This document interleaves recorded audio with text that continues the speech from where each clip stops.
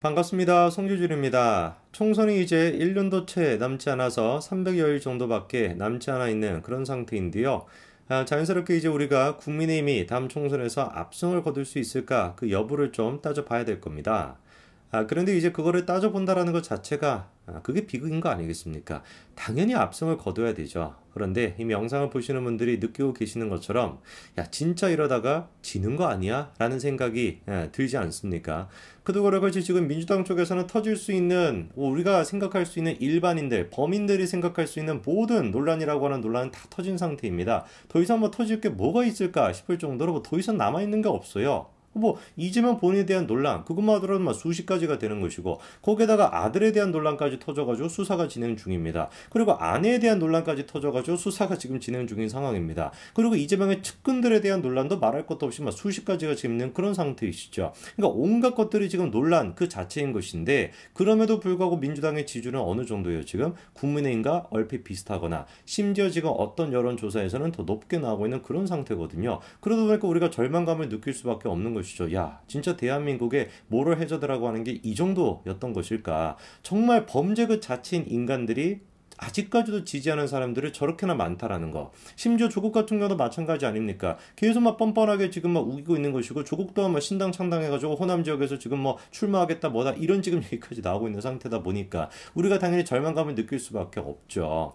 도대체 그러면 우리가 기대할 수 있는 게 뭘까? 윤석열 대통령이 참으로 다행스러운 거는 지금 국민의힘 같은 경우도 마찬가지인데 이런 타이밍에서 국민의힘이 살짝이라도 삐끗하게 된다면 그거를 가지고 그냥 막 침소봉대 수준이 아니라 침을 그냥 막 100만 배 막 확대를 시켜가지고 막 난리를 지금 쳤을 법한 인간들이 민주당인데 그나마 지금 윤석열 대통령 쪽과 김경원 그 대표 쪽에서는 별다른 문제가 없습니다. 논란이 별로 안 나오고 있는 그런 상태이죠. 그게 참으로 지금 다행인데 민주당 쪽에서는 지금 사생결단으로 무조건 이재명에 대한 이 사법 리스크 모든 것들을 다 덮겠다라는 심산으로 윤석열 대통령의 발언까지도 왜곡하고 있고 그리고 후쿠시마 처리수도와 마찬가지로 지금 계속해가지고 선동을 하고 있는 그런 상태이죠. 이런 상태에서 우리가 어떻게 해야지 다음 총선에서 이길 수 있을까를 생각해 봐야 되는데 제가 오늘 영상을 통해서 말씀드리고자 하는 것은 간단합니다. 사실상 우리가 다음 총선에서 이기는 방법은 지금까지 해왔던 대로 하는 거 이게 제가 보기엔 최선입니다. 이게 뭔 소리냐?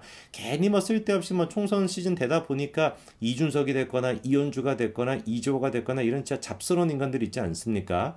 이재용 고문 같은 경우는 나이가 좀 있으시기 때문에 잡스럽다는 표현을 쓰는 거를 뭐 제외를 할까요? 뭐 여러분들한테 맡겨 놓겠습니다. 뭐 어쨌거나 이런 어떤 그 잡스러운 인간들이 막 설치고 있는데 이런 인간들까지 우리가 한 팀으로 가야 된다라는 식의 모습을 보여줘서는 안 되는 것이고 지금까지 윤석열 정부가 보여줬던 모습 그게 뭐였습니까? 소신껏 밀어붙이는 거, 보수 우파의 어떤 아젠다를 가지고 시대 정신을 새롭게 개척해 나가면서 노동개혁이 됐거나 교육개혁이 됐거나 이런 것들을 하나 두 개씩 헤쳐나가는 거, 일본과의 관계 개선이 됐거나 이런 모습이야말로 사실상 다음 총선에서 압도적인 승리를 거둘 수 있는 가장 중요한 발판이다라고 저는 생각을 합니다. 그럼 여러분들이 질문을 하시겠죠? 그 근거가 뭐냐? 보수 우파적인 색깔 그런 거를 강조했다가 이준석이 맨날 까불어대는 얘기처럼 우리끼리 그냥 뭐 서로 박수치다가 그냥 멸망하는 거 아니냐라고 생각할 수도 있지만 여론조사 결과를 봤었을 때 결코 그렇지 않습니다. 그거에 대한 이야기를 제가 좀 말씀드리고자 하는데요. 일단 첫 번째로 우리가 살펴봐야 되는 게 이재명 대표가 지금 지역구로 두고 있는 곳 영길이가 머리가 깨지면서까지도 그 지역구를 내줬던 곳이 어디였습니까? 인천, 계양을 거기 아니었습니까? 이재명 지역구가 포함된 인천 동부권을 보니까요 지금 여당 쪽이 32%가 나오고 있고 야당 쪽이 35%가 나오고 있습니다. 그러니까 이제 야당이 조금 민주당이 3% 정도 앞서가고 있는 그런 모양새인데 이거를 보고 어떤 분들이 이게 뭐냐 그러면은 어차피 민주당이 그냥 잘 나가고 있는 거 아니냐라고 생각하실 수도 있습니다만 그렇지가 않습니다. 원래 애당초 인천이라고 하는 지역구가 어떤 곳이었습니까? 민주당 강세 지역구였거든요. 과거에 이제 우리가 총선을 봤었을 때 20대 총선 같은 경우도 민주당이 7석을 가져갔고요. 21대 같은 경우는 압도적이었습니다. 무려 11석이나 가져갔습니다. 그럼에도 불구하고 그 퍼센테이지로 따졌을 때 21대 총선 결과가 지금까지 이어진다라고 한다면 이게 뭐 비율이 어떻게 나와야 되겠습니까? 민주당 지지율이 80% 그리고 뭐 민주당이 그 다음에 국민의힘이 한 20%이 정도가 나와야 되는 것인데 두 당의 지금 격차가 얼마밖에 안 된다는 거예요? 3%밖에 안 된다라는 것이죠. 충분히 그러니까 국민의힘 쪽에서 지금 승세가 있다라고 우리가 볼 수가 있는 것이고요. 실제로 이제 그 지역 주민들의 얘기를 들어보니까 택시기사분이 다음같이 얘기합니다. 지난해 6월 보궐선거 이후 민주당 이재명 대표를 지역에서 봤다는 사람이 주변에 아무도 없다. 본인의 방탄을 위해서 출마하고 주민들을 무시하는 거 아니냐라고 정확하게 지금 택시기사님이 지적하고 있습니다. 물론 개 중에는 아직도 좀 정신을 못 차리고 계시는 분도 계시죠.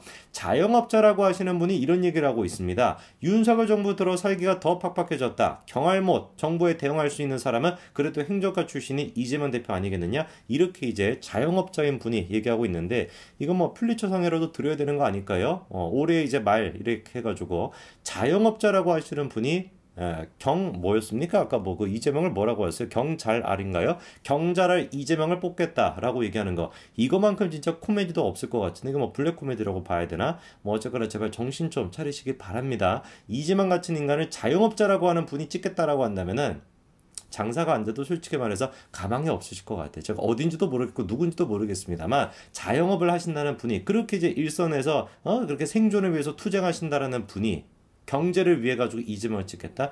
답이 없는 거예요. 장사가 잘 될 리도 없고 그냥 그렇게 뭐 하셔야 될 것 같아요. 자, 그리고 이제 뭐 이재명 지역구가 포함되어 있는 구뿐만 아니라 전반적으로 인천의 지역을 우리가 쭉 봤었을 때 분명히 사실입니다. 서부 도서권, 중부권, 남부권, 동부권 어떤 곳을 보든지 간에 아직까지 민주당이 우세인 거는 맞기는 맞습니다. 그러나 우리가 주목해야 되는 건 뭐겠습니까? 21대 총선 당시 민주당을 지지했던 그 퍼센테이지랑 지금 여론조사 퍼센테이지의 격차를 보셔라. 이게 제가 말씀드리고 싶은 포인트예요. 서부 도서권 같은 경우는 54%에서 37%가 됐습니다. 중부권 62%에서 33%가 됐고요. 남부권 51%에서 36%, 동부권 57%에서 35%. 얼핏 생각을 해보더라도 지지율이 지금 몇 퍼센트나 빠진 겁니까? 20%에서 25%, 거의 뭐 절반 가까이 됐다라는 느낌이 들 정도로 어마어마하게 많이 지지율이 빠졌다라는 걸 우리가 확인할 수가 있습니다.